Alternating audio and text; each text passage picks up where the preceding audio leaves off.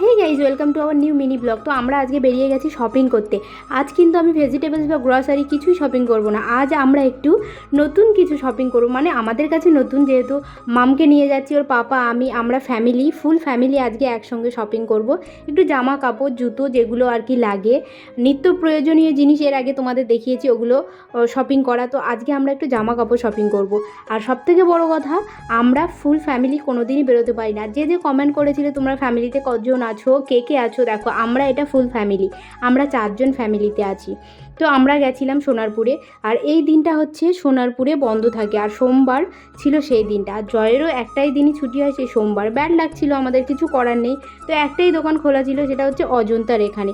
তো অজন্তার এখানে বাধ্যতামূলক চলে আসতে হয়েছিল আমাদের বেবির জুতো নিতে। তো ওর জুতো আমরা নিচ্ছিলাম, আর আমরা ফুল ফ্যামিলি এত মজা করেছিলাম আজকে। কোনো দিনই এরকম সুযোগ হয় না আমাদের ফ্যামিলি একসঙ্গে বেরোনোর। সব সময়ই মা আলাদা থাকে, মা ডিউটিতে থাকে, মা টাইম পায় না।